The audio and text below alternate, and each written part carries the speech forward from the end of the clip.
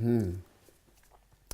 Et voilà, soyez bénis dans le nom de Jésus de Nazareth, que le Dieu de toute grâce vous apporte une grâce exceptionnelle, celle de suivre cette émission en direct, que ce soit sur les réseaux sociaux, que ce soit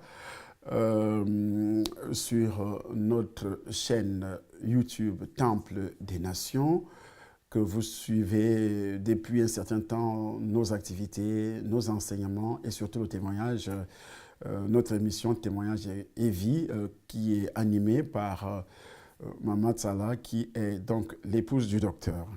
Voilà, nous allons commencer cette émission avec une petite avance puisque l'émission est souvent animée dans la soirée vers les 21 heures ou bien les 22 heures, ça dépend, même parfois vers minuit. Mais aujourd'hui, parce que c'est une émission tout à fait particulière, nous allons parler de la nouvelle naissance. Ça sera dans le thème, la nouvelle naissance, le thème central que nous allons aborder aujourd'hui, la nouvelle naissance. Et puis, vous savez, la Bible déclare dans le livre de l'épître de Paul aux Éphésiens, au chapitre 2, à partir du premier verset. C'est très important de revenir là-dessus. Et puisqu'il s'agit de la nouvelle naissance, et nous allons beaucoup plus lire la parole de Dieu par la bouche de tous ceux qui m'entourent. Je donnerai les versets, soyez toujours prêts à prendre les versets qui ne sont pas lus en direct, qui seront cités, et cela est très important pour vous. Donc, la Bible, qui est la parole de Dieu, précise que nous sommes sauvés du péché. De quel péché il s'agit? Vous étiez morts par vos offenses et par vos péchés. C'est le chapitre 2 à partir du premier verset jusqu'au verset 3. Selon le train de ce monde, selon le prince de la puissance de l'air, de l'esprit qui agit maintenant dans les fils de la rébellion.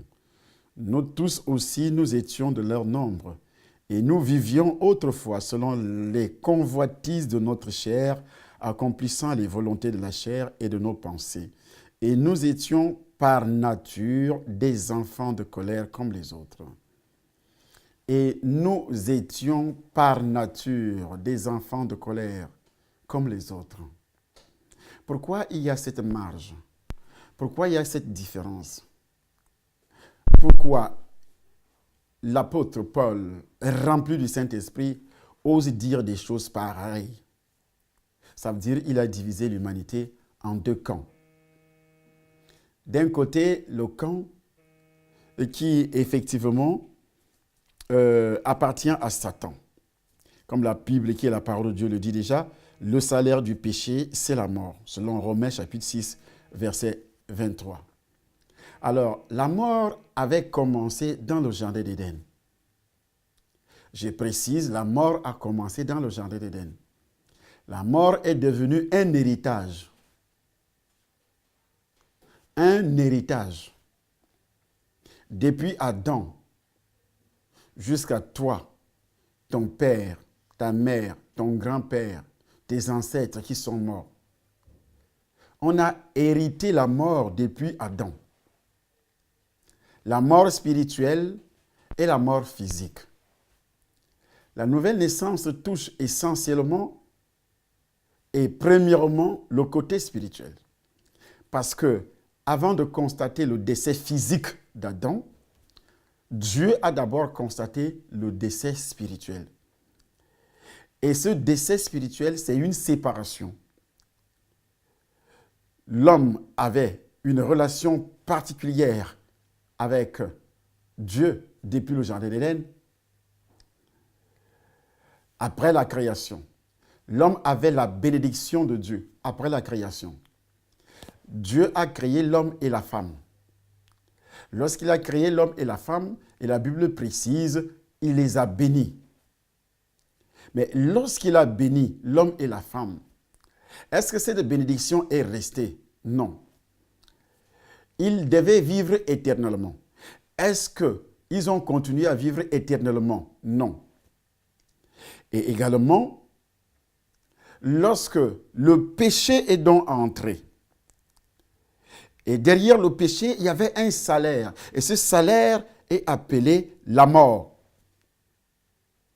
Il y a donc cette mort spirituelle dans la séparation avec Dieu. Cette séparation avec Dieu a commencé dans le jardin d'Éden. Et tous ceux qui sont nés par le canal de l'homme qu'on appelle Adam et Ève, qui ont le sang de ce couple dans leurs veines, jusqu'à vous qui me regardez, jusqu'à moi qui vous parle, nous tous, nous étions séparés de Dieu. C'est ce que la Bible appelle premièrement la mort spirituelle.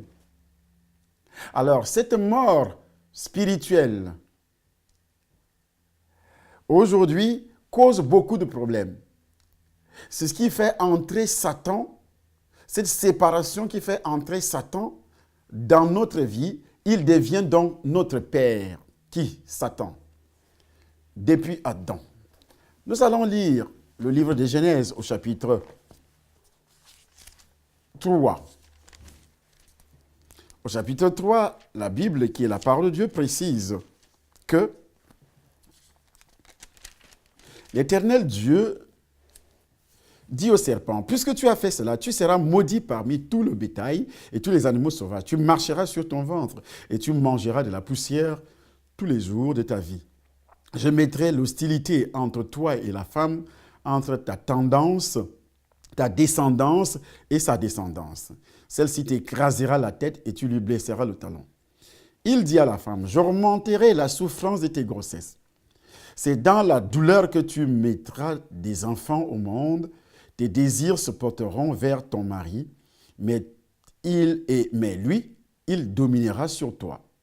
Il dit à l'homme, suivez très bien, l'homme qui était le chef, puisque tu as écouté la voix de ta femme et mangé du fruit au sujet duquel je t'avais donné cet ordre, tu n'en mangeras pas, le sol sera maudit à cause de toi. Le sol sera maudit pour tous les êtres humains à cause de l'acte que tu as posé. Le sol sera maudit. C'est avec peine que tu en tireras ta nourriture tous les jours de ta vie. Il te produira des ronces et des chardons, et tu mangeras de l'herbe des champs. C'est à la sueur de ton visage que tu mangeras du pain, et c'est jusqu'à ce que tu retournes à la terre, puisque c'est d'elle que tu as été tiré. Oui, tu es poussière et tu retourneras à la poussière. Le divorce est consommé. La malédiction prend la place de la bénédiction. Et ici, la Bible dit, Adam appela sa femme Ève, car elle devait être la mère de tous les vivants. Et cette mère de tous les vivants a une malédiction dans son sang. Alors que lorsque une mère met au monde, son sang aussi est impliqué par le canal du cordon ombilical. L'enfant est nourri par le sang de sa mère, par ce qu'on appelle le cordon ombilical. Il y a donc un héritage. Mais avant cela, la procréation aussi est possible rien que par le sang. Par le sang. Donc, le jus de l'homme qu'on appelle le sperme, et en même temps, dans l'utérus de la femme, se trouve cet ovule qui est également le sang, et par le canal d'un rapport sexuel qui amène donc cette pollution, l'enfant est créé par les deux êtres qui ont été maudits. Et cet héritage s'appelle le péché originel. Et c'est ce péché originel qui sépare tous les hommes, tout être humain de Dieu.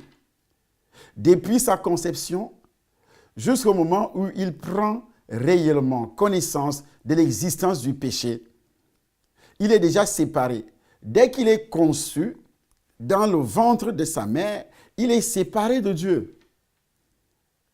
Et cette séparation est spirituelle.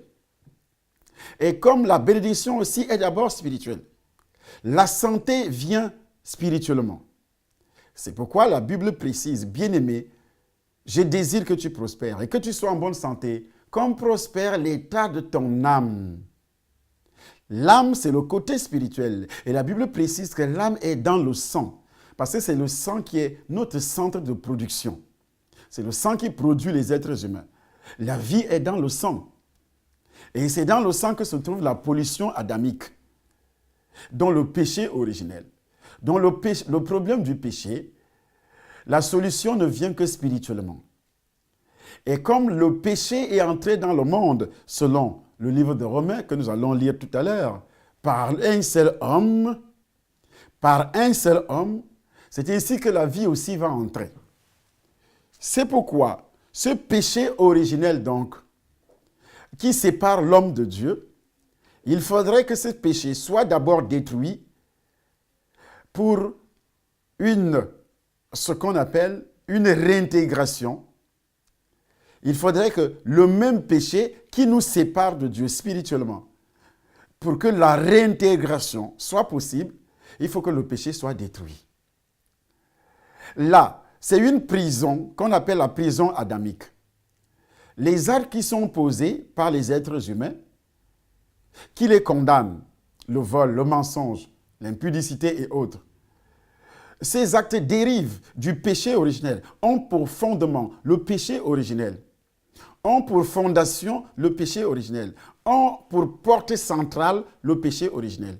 Et quand Dieu parle du péché en général, il ne commence pas par des actes personnels que tu as posés aujourd'hui. Sinon, voyons ce que dit le livre de Romains au chapitre 3 d'abord. Et nous allons traiter deux chapitres, chapitre 3 et le chapitre 5. Nous lisons le chapitre 3. Il dit, soyez attentifs à ce qui sera lu dans ce verset. Quel est donc l'avantage des Juifs? Ou quelle est l'utilité de la circoncision? Cet avantage est grand de toute manière. Tout d'abord, c'est à eux que la parole révélée de Dieu ont été confiées, données aux Juifs à partir d'Abraham. Que dire si quelques-uns n'ont pas cru? Leur incrédulité annulera-t-elle la fidélité de Dieu? Certainement pas. Reconnaissons que Dieu est vrai et tout homme menteur, comme cela est écrit. Et si tu as été trouvé juste dans tes paroles et tu triomphes dans ton jugement. Mais si notre injustice met en évidence la justice de Dieu, que dirons-nous? Dieu est-il injuste quand il déchaîne sa colère? Je parle ici à la manière des hommes. Certainement pas. Autrement, comment Dieu pourrait-il juger le monde? Et si mon mensonge fait d'autant plus éclater la vérité de Dieu pour sa gloire, pourquoi donc serais-je moi-même encore jugé comme pécheur? Lui-même, il est jugé comme pécheur. Pécheur par nature, ce n'est pas parce qu'il vole. Il est jugé comme pécheur par nature. Que ce soit moi qui vous parle, que ce soit tous les grands hommes de Dieu du monde, comme on les appelle grands hommes de Dieu. Mais devant Dieu, il n'y a pas de grandeur. Tous ont péché et sont privés de la gloire de Dieu. Et la Bible dit, que dirons-nous donc? Sommes-nous supérieurs aux autres? Pas du tout. En effet, nous avons déjà prouvé que juifs et non-juifs sont tous sous la domination du péché. Il s'agit de quel péché? Il fait allusion ici. C'est le péché originel. Que ce soit les juifs, que ce soit les païens, ils sont tous sous la domination du péché.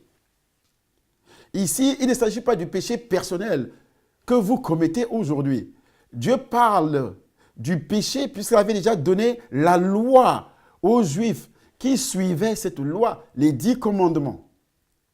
Mais Dieu prépare d'abord la descente de Jésus qui devait nous délivrer du péché originel en suscitant Abraham, en le mettant à part pour que Abraham ne puisse pas continuer à adorer les traditions et les coutumes de ses ancêtres.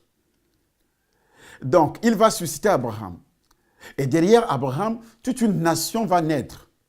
Et dans cette nation, il suscite des prophètes. À l'instar de Moïse qui reçoit la loi.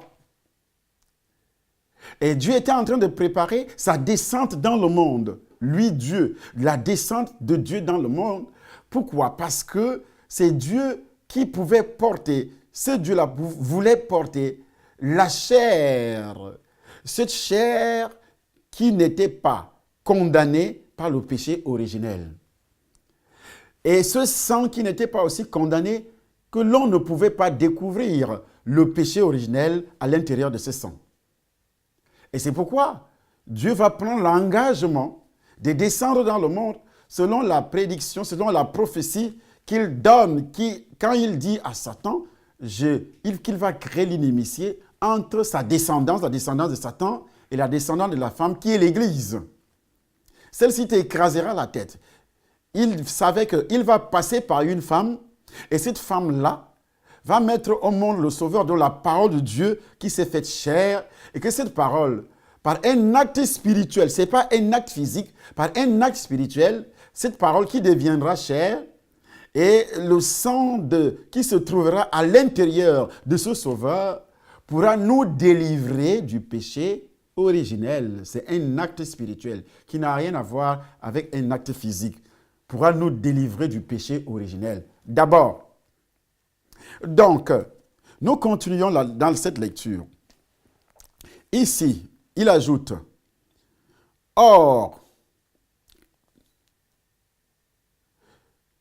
aucun n'est intelligent. » Selon l'écriture, que dirons-nous donc? Sommes-nous supérieurs aux autres? Pas du tout. En effet, nous avons déjà prouvé que juifs et non-juifs sont tous sous la domination du péché, sous l'empire du péché. Comme cela est écrit, il n'y a pas de juste, pas même un seul. Il n'y a pas de juste, pas même un seul par rapport à notre nature. Aucun n'est intelligent, aucun ne cherche Dieu. Tous se sont détournés ensemble. Ils se sont pervertis par rapport au péché originel. Il n'y en a aucun qui fasse le bien, pas même un seul. Leur gosier est une tombe ouverte. Ils se servent de leur langue pour tromper. Ils ont sur les lèvres un venin de vipère. Leur bouche est pleine de malédiction et d'amertume. Leurs pieds courent pour verser le sang. La destruction et le malheur marquent leur passage. Ils ne connaissent pas le chemin de la paix. Il n'y a aucune crainte de Dieu devant leurs yeux. C'est ça la nature humaine. Or, nous savons que tout ce que dit la loi, c'est à ceux qui vivent sous la loi qu'elle le dit, afin que toute bouche soit fermée et que le monde entier soit reconnu coupable devant Dieu. Et que le monde entier soit reconnu coupable. À cause de notre nature pécheresse. Le monde entier doit, pour être sauvé, tu dois d'abord se repentir et reconnaître que tu es coupable devant Dieu. Pas par rapport au péché présent, mais par rapport à ta nature. Je dis bien par rapport à ta nature pécheresse. Que tu es né avec le péché originel. C'est comme ça que la repentance, c'est pourquoi Dieu parle d'abord de la repentance au niveau des Juifs et au niveau des païens. En effet, personne ne sera considéré comme juste devant lui sur la base des œuvres de la loi, puisque ce n'est pas l'intermédiaire de la loi que vient la connaissance du péché. Personne ne sera considéré comme juste sur la base de la loi. Donc, on ne peut pas être juste et dire que je suis juste parce que j'observe la loi, parce que je. On peut être considéré qu'on est juste parce qu'on a été délivré du péché originel. Je dis bien, délivré du péché originel, et c'est seulement sur ce point-là que l'on peut être considéré comme juste. Là, c'est ce qu'on appelle la justification. Et le sang de Jésus te justifie, te délivre de l'esclavage de Satan qui est passé par le péché originel, qui a fait de toi le fils ou la fille de Satan selon ce que Jésus-Christ lui-même avait révélé aux pharisiens. Il avait révélé aux pharisiens leur propre nature, selon le livre de Jean, chapitre 8, versets 43 à 44. Nous allons lire également les citations de Jésus-Christ. Je vous ai dit que nous aurons effectivement à lire la parole de Dieu d'une manière très spéciale. Je dis très spéciale. Eh bien, nous allons lire Jean, chapitre 8, à partir du verset, combien? Le verset 41. Nous lisons. Le verset 43 à 44, c'est le 43 à 44. Pourquoi ne comprenez-vous pas mon langage? Il s'adresse aux pharisiens. nous pouvons commencer un peu plus loin. Alors, il dit aux Juifs qui avaient cru en lui. Nous sommes au verset 31. Il dit aux Juifs qui avaient cru en lui, si vous demeurez dans ma parole, vous êtes vraiment mes disciples. Vous connaîtrez la vérité et la vérité vous rendra libre. Ces Juifs avaient cru quand même en lui. Il dit, vous connaîtrez, si vous demeurez dans ma parole, vous êtes vraiment mes disciples. Vous connaîtrez la vérité et la vérité vous rendra libre. Ils lui répondirent. Ces Juifs avaient déjà cru en lui, mais ils savaient qu'ils étaient toujours esclaves de Satan. Parce que lui-même n'était pas encore glorifié, c'est-à-dire n'était pas encore crucifié et ressuscité. Donc personne ne pouvait sauver. Si vous demeurez, veut dire si vous continuez à écouter jusqu'au moment où je sois crucifié et jusqu'au moment où je ressuscite, là vous serez libre. Mais comme ils ne pouvaient pas comprendre, ils n'avaient pas le Saint-Esprit. Écoutez ce qu'il va ajouter. Il dit, les Juifs répondirent, nous sommes la descendance d'Abraham et nous n'avons jamais été esclaves de personne. Comment peux-tu dire, vous deviendrez libres? En vérité, je vous le dis, leur répliqua Jésus, toute personne qui commet le péché est esclave du péché. Il parlait de quel péché? Vous pensez que c'est le péché personnel? Est-ce qu'il a trouvé ces Juifs-là en train de commettre des péchés? En train de manger la chair humaine? En train de pratiquer la sorcellerie? En train d'adorer des idoles? Non. Il parlait d'Abraham. Il parlait de la loi de Moïse. Mais alors il ajoute,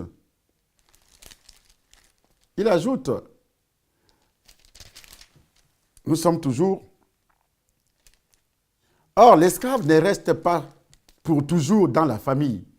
C'est le fils qui y reste pour toujours. Si donc le fils vous libère, vous serez réellement libre. Si donc le fils vous libère, de quoi? Il n'était pas là en train de commettre des péchés.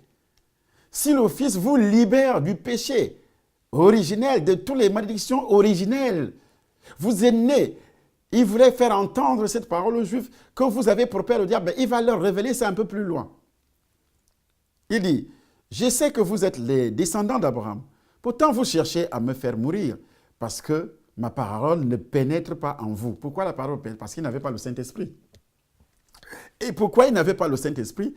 Parce qu'ils étaient encore habités par le péché originel. C'est pourquoi le Saint-Esprit n'habitait pas définitivement dans les corps des gens. À l'époque, dans l'Ancien Testament, il descendait pour influencer leur vie, pour influencer peut-être, pour donner des messages. C'était tout. Le Saint-Esprit n'habitait pas dans les corps des gens comme aujourd'hui, où le péché originel a été détruit. Et lorsque le péché originel est détruit, ton corps devient le temple du Saint-Esprit. Alors, ils lui répondirent, notre père, c'est Abraham. Jésus leur dit, si vous étiez des enfants d'Abraham, vous agirez comme lui. Mais en réalité, vous cherchez à me faire mourir. Moi qui, en tant qu'être humain, vous ai dit la vérité que j'ai entendue de Dieu. Que j'ai entendue de qui? De Dieu.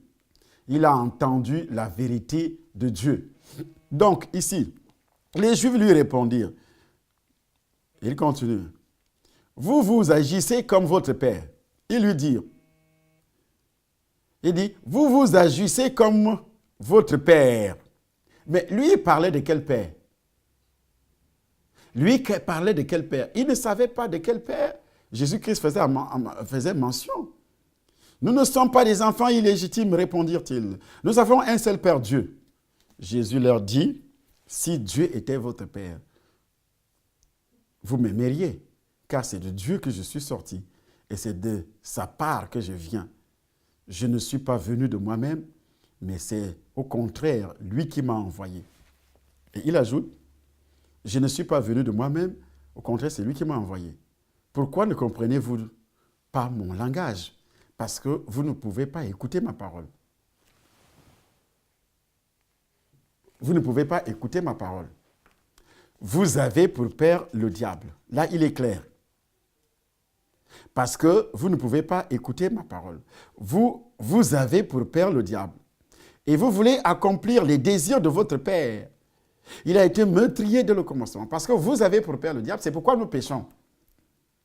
C'est pourquoi nous péchons parce qu'on a pour père le diable par rapport à notre nature pécheresse qui est la nature adamique, le péché originel. C'est à cause de ces péchés que tout être humain a pour père le diable. C'est à cause de ces péchés que tout être humain a besoin de la délivrance. La délivrance qui passe uniquement par le sang de Jésus-Christ. Donc, les chefs religieux descendaient d'Abraham, l'ancêtre du peuple juif, et se considéraient à ce titre comme des enfants de Dieu. Cependant, leur manière d'agir révélait qu'ils étaient des enfants de Satan, qu'ils obéissaient à ses directives. Et c'est pourquoi Jésus leur explique en disant, vous n'avez pas pour père Abraham, Abraham n'est pas votre père, s'il vous plaît. Abraham lui-même a été sauvé par Jésus. Nous allons revenir là-dessus. A été sauvé par Jésus. Abraham n'est pas entré directement au ciel. Non. Abraham est resté longtemps dans le sein d'Abraham, dans cet endroit que Dieu avait préparé pour ceux qui l'aimaient sous la loi. Tous ceux qui mouraient sous la loi n'allaient pas directement au ciel, s'il vous plaît. Jésus-Christ lui-même témoigne en disant, à part celui qui est descendu, personne n'est monté. Il parle après la mort d'Abraham ou avant. Il parle après la mort de Moïse ou avant. Il parle après la mort de David ou avant. Il parle après la mort d'Élie ou avant. Personne n'est monté. Pourtant, quand vous lisez la Bible, selon les erreurs des traducteurs, on va vous dire, Élie est monté au ciel. Non, personne n'est monté au ciel à la droite de Dieu. Personne. Personne. C'est pourquoi Jésus lui-même confirme, lui, la parole de Dieu qui s'est faite chair. Il confirme cela. Personne n'est monté. À cause du péché originel dans la vie de tous les êtres humains. Et tout le monde attendait le Sauveur. Que ce soit les Abraham, que ce soit les Noé, que ce soit Adam lui-même. Tout le monde attendait le Sauveur. Et le Sauveur, quand il arrive, il a pour mission, une mission, de nous délivrer du péché originel. La mission principale du Sauveur Jésus-Christ, c'est de nous délivrer du péché originel.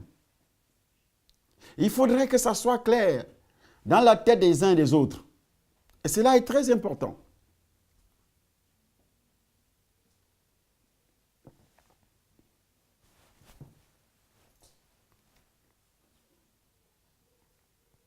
Cela est très, très important.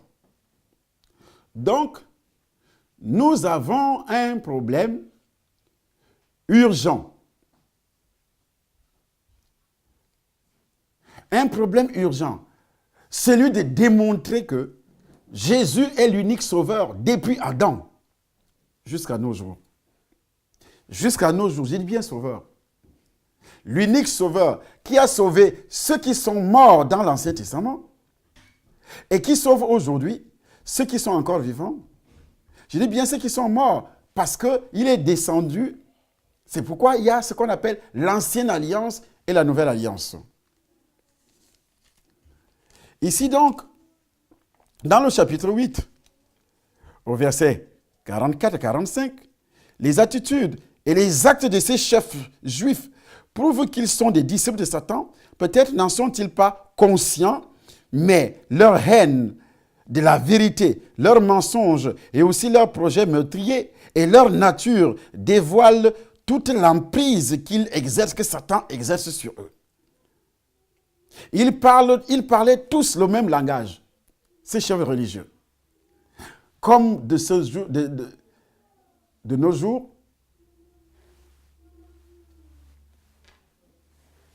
jours, beaucoup de personnes ont ce langage ordurier. Nous sommes tous des enfants de Dieu. Non, nous ne sommes pas tous des enfants de Dieu.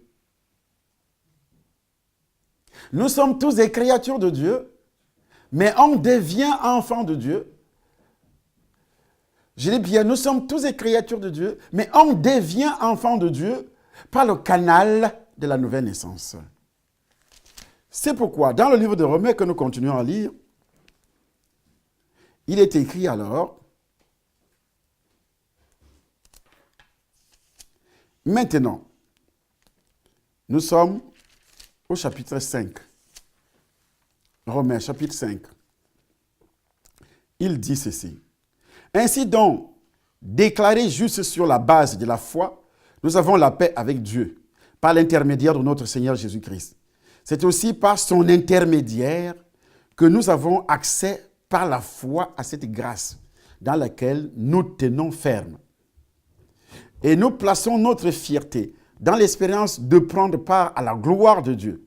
Bien plus, nous sommes fiers même de notre détresse, sachant que la détresse produit la persévérance. La persévérance, la victoire dans l'épreuve.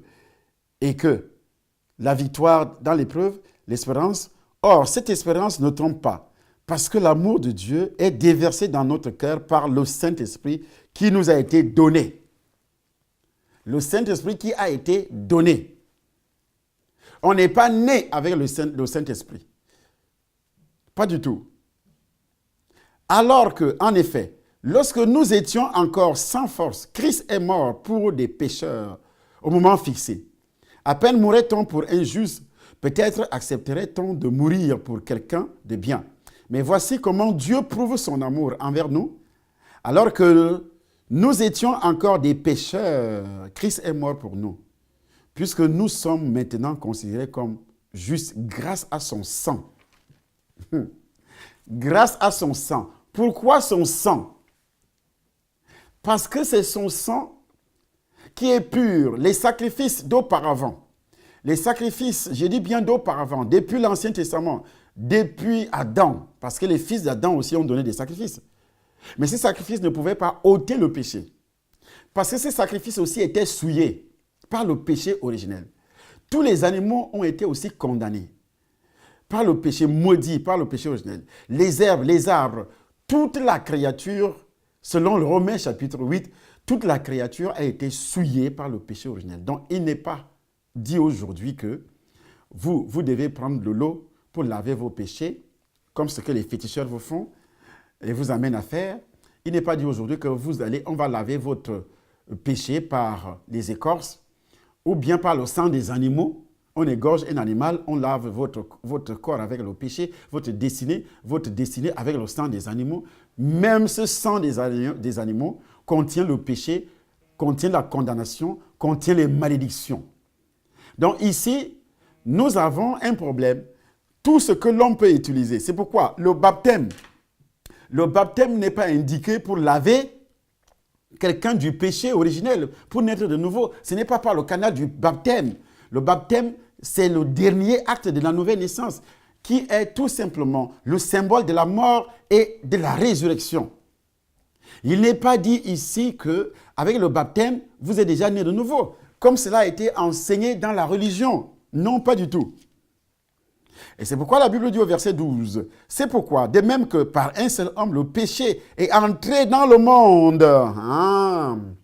Par un seul homme, le péché est entré dans le monde, et par le péché, la mort. » La mort ici est d'abord spirituelle. Adam, le jour qu'il avait péché, il n'est pas mort physiquement. Il a survécu encore près de plus de 900 ans. Il vivait toujours physiquement. Mais ici, c'est comme dans le système de la sorcellerie. On peut te tuer dans la sorcellerie aujourd'hui, mais tu vas mourir 3 ans, 4 ans plus tard. C'est la mort spirituelle. De nos jours, beaucoup de personnes qui marchent bien habillées, ayant des postes importants, rayonnants dans la société, c'est des morts, c'est des cadavres ambulants. Mais ils ne le savent pas. De belles femmes rouges à lèvres jusqu'aux cheveux. Mais c'est des cadavres spirituels, des enfants de Satan. Ce n'est pas parce qu'ils pratiquent la sorcellerie, mais ils sont enfants de Satan par rapport à leur nature. Tu peux être identifié comme membre d'une église, d'une religion. J'appartiens à une religion, mais ça ne fait pas de toi un enfant de Dieu, puisque la religion ne peut pas ôter le péché. Les rites traditionnels d'une religion ne peuvent jamais ôter le péché. Et il est dit ici, par son sang.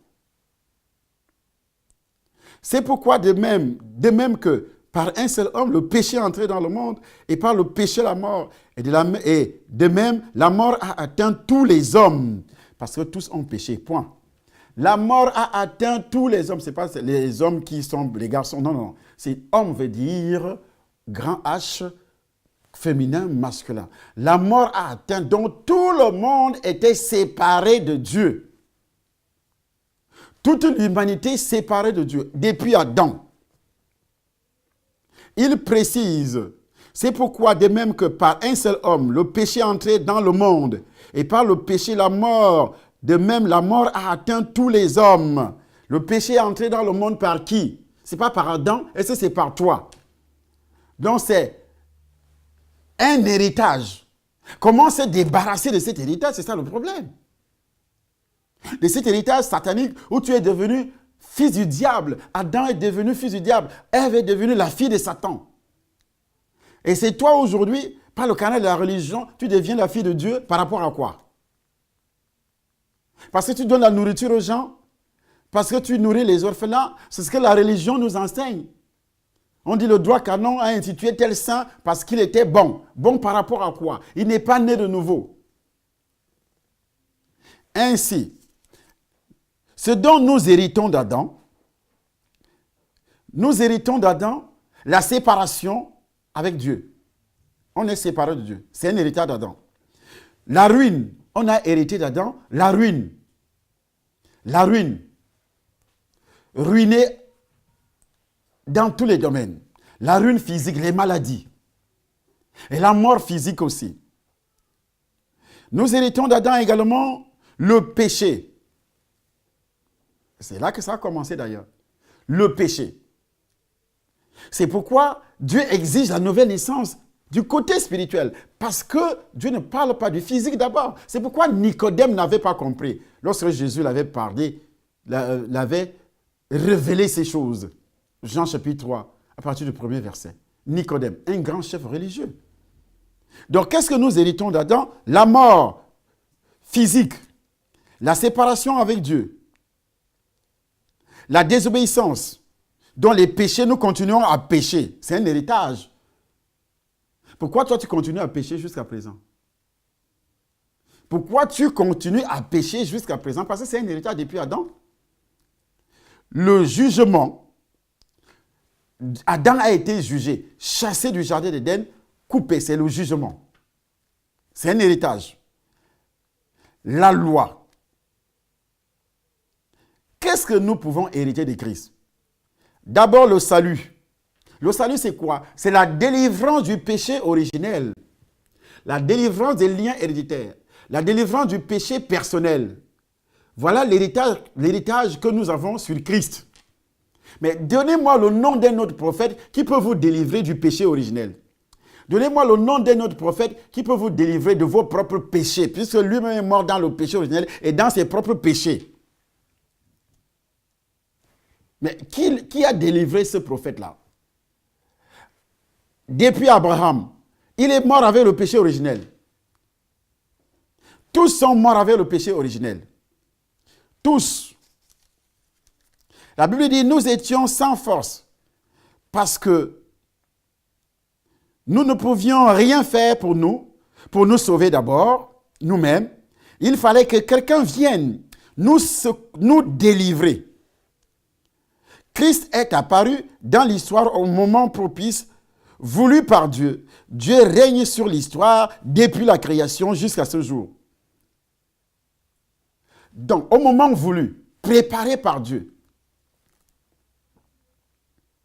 Préparé par Dieu. C'est pourquoi nous allons lire l'évangile de Jean, le chapitre 3, à partir du verset 1er. Peut-être vous êtes toujours avec nous.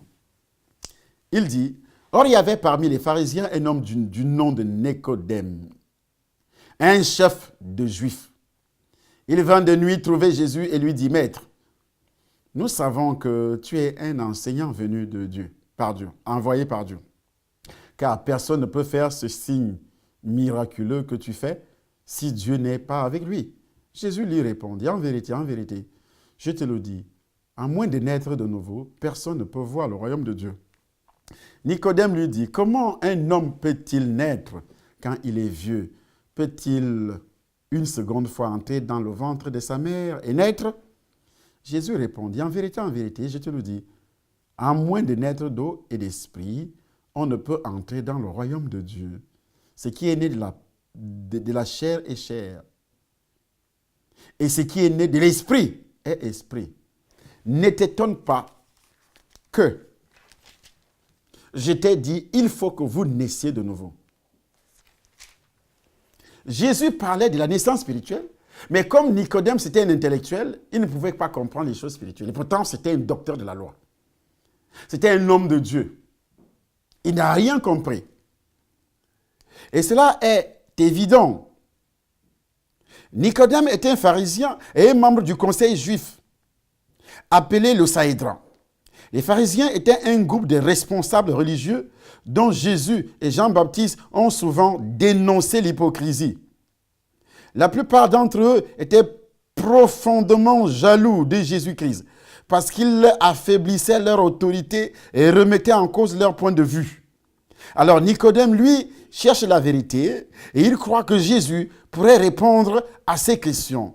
Bien qu'étant lui-même un enseignant instruit, il vient vers lui pour entendre son enseignement. Quelle que soit notre intelligence et notre instruction, venons à Jésus avec un esprit et un cœur ouverts afin qu'il puisse nous enseigner la vérité divine. Nicodème s'est approché de lui intellectuellement. Comme la plupart des gens aujourd'hui qui sont impliqués dans les cercles mystiques veulent s'approcher de Dieu intellectuellement. Ça ne peut pas marcher. On n'apprend pas les choses de Dieu dans une école de théologie. On n'apprend pas les choses de Dieu dans un collège théologique. Non, tout cela n'a rien à voir avec Dieu. Alors, que sait Nicodème à propos du royaume? Dans l'Ancien Testament, il a appris que Dieu l'établirait sur la terre pour son peuple et qu'il serait lui-même le maître. Jésus précise à son intention que le royaume est pour tous les peuples de la terre, pas seulement pour les Juifs, et ajoute qu'il n'en fera pas partie à moins de naître de nouveau. Il dit à Nicodème que toi, tu ne seras pas parmi ces gens-là si tu n'es pas né de nouveau. Parce qu'il savait que Nicodème était habité par le péché originel, même s'il a observé la loi. Et que tout ce qui était déjà mort auparavant, avant Nicodème, était aussi habité par le péché originel. Alors, comment Dieu pouvait accepter une seule personne au ciel? Je dis bien, comment Dieu pouvait accepter une seule personne au ciel depuis Adam sans passer par Jésus? C'est que toute la parole est mensongère. Et comme Dieu ne ment pas, c'est pourquoi Jésus-Christ lui-même proclame haut et fort, l'évangile sera annoncé aux morts. Il viendra un temps pendant qu'il était encore vivant. Et pendant les 3 jours, est-ce que vous savez que Jésus-Christ est allé annoncer l'évangile à ceux qui étaient dans le sein d'Abraham et à ceux qui étaient effectivement dans les flammes, en enfer? Ceux qui vivaient dans le désordre, comme l'histoire qui est contée dans le livre de Luc chapitre 16, verset 19. L'histoire de l'homme riche et Lazare. Vous pensez que c'est une parabole? Ça n'a jamais été une parabole. C'est ce que Jésus-Christ a vécu. Vous devez absolument le savoir. Vous devez absolument le comprendre. Vous devez absolument saisir cette vérité comme une vérité venant de Dieu. Pas comme, c'est une vérité qui vient de Dieu. Jean chapitre 1er à partir du verset 1er. Qu'est-ce qui est dit? La Bible, qui est la parole de Dieu, précise dans l'évangile de Jean, chapitre 1er, au commencement, la parole existait déjà. Au commencement, la parole existait. Mais cette parole, c'est qui alors? C'est Jésus. La parole était avec Dieu, et la parole était Dieu, et elle était au commencement avec Dieu. Tout a été fait par elle, et rien de ce qui a été fait n'a été fait sans elle. En elle, il y avait la vie, et cette vie était la lumière des êtres humains. La lumière brille dans les ténèbres, et les ténèbres ne l'ont point reçue.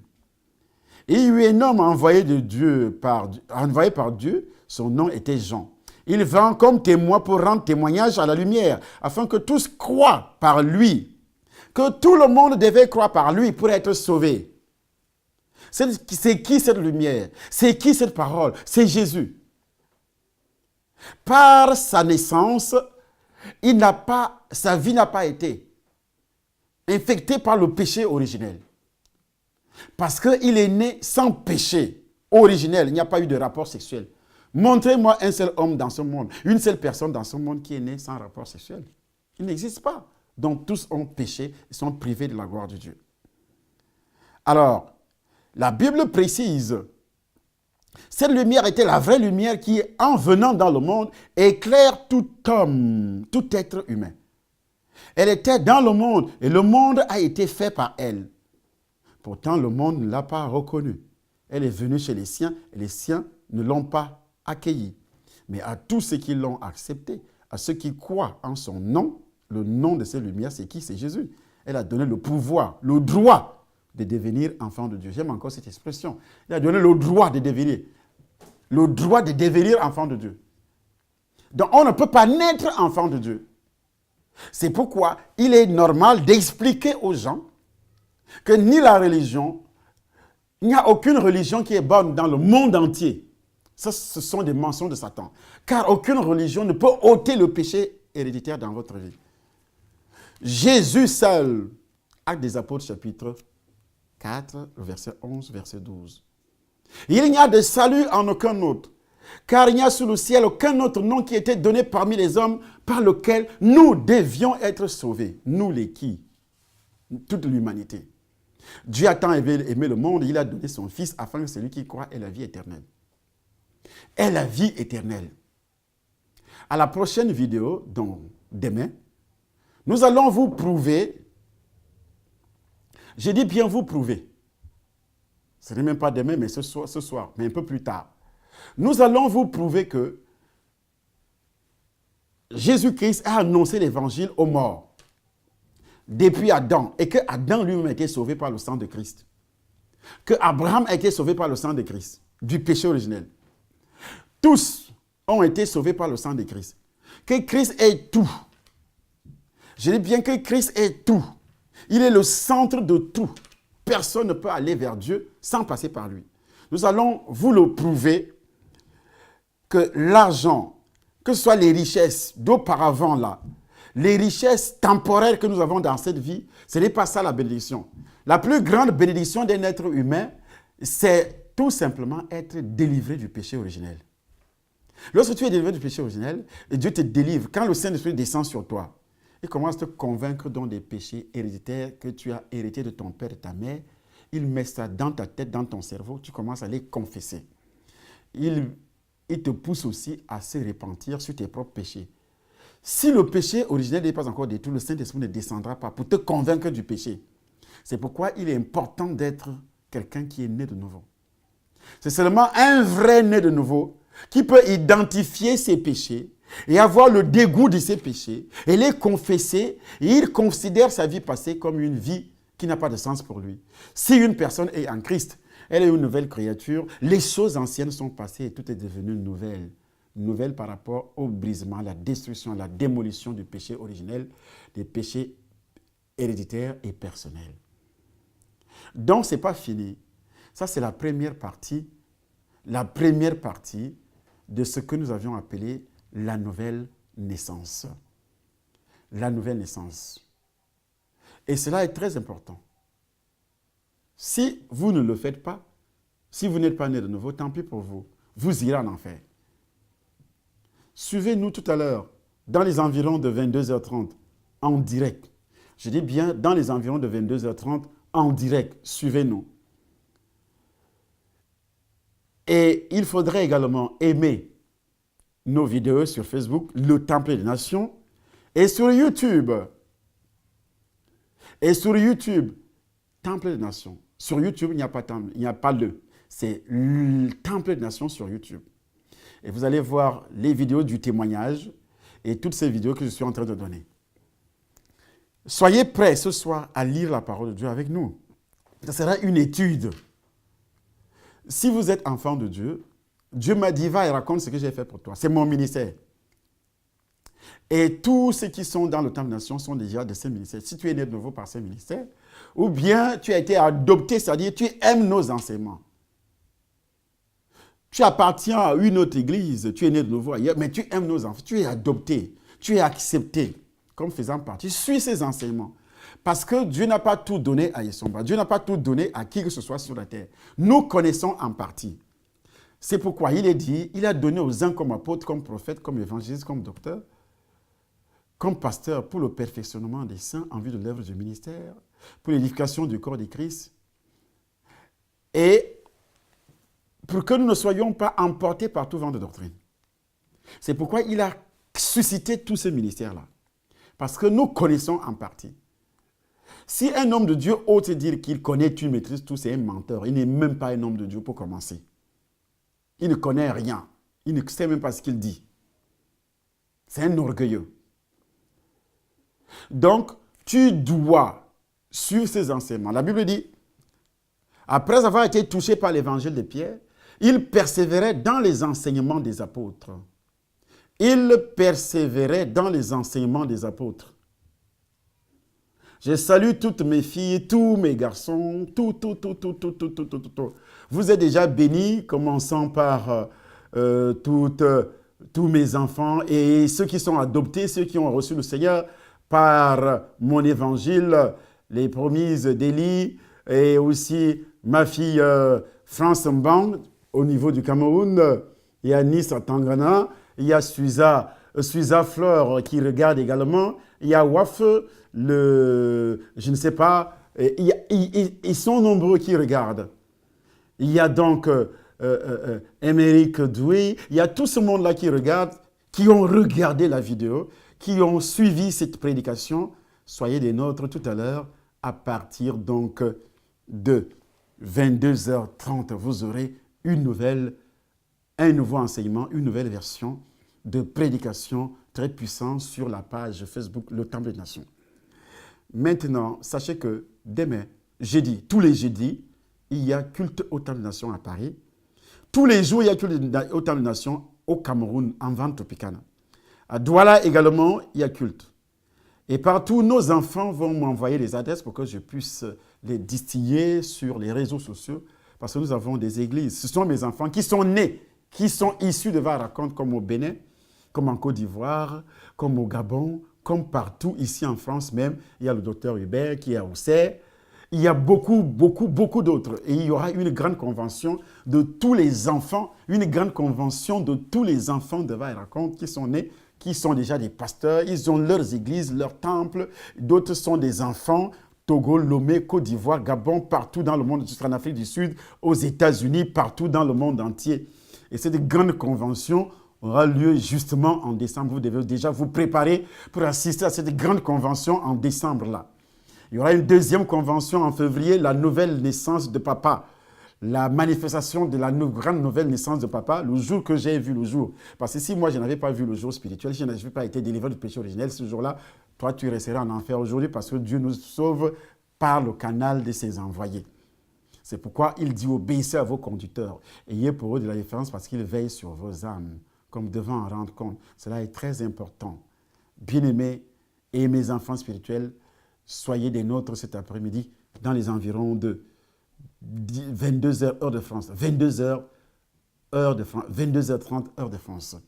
Donc dimanche au Temple des Nations à 9h à Paris, sur cette adresse, 34 avenue du Vieux Chemin de Saint-Denis, au 92 390, Villeneuve-la-Garenne, Paris. Et c'est là qu'on se rencontre tous les jeudis, tous les vendredis à 18h et aussi tous les dimanches à partir de 9h. Voilà en ce qui concerne donc les annonces et suivez-nous. Le grand témoignage va et raconte passe déjà sur notre chaîne de télé YouTube, Temple des Nations, YouTube Temple des Nations. Suivez ces révélations, elles sont tellement importantes pour vous. Que Dieu vous bénisse et apprenez aussi à partager les messages, que ce soit sur Facebook, que ce soit sur YouTube, à partager et à aimer aussi, à aimer notre chaîne sur YouTube, le Temple des Nations sur YouTube, à aimer. Parce que quand vous aimez, lorsque nous envoyons une vidéo, vous êtes déjà averti. Et c'est important. Faites connaître aussi nos activités sur les médias, sur les réseaux sociaux, à tous vos amis. Invitez. Lorsque vous me voyez déjà en direct sur Facebook, commencez aussi à inviter vos amis à venir se greffer pour entendre ce que le Seigneur a déposé dans ma bouche. Que Dieu vous bénisse et qu'il vous accorde une onction tout à fait particulière au nom de Jésus-Christ. Amen.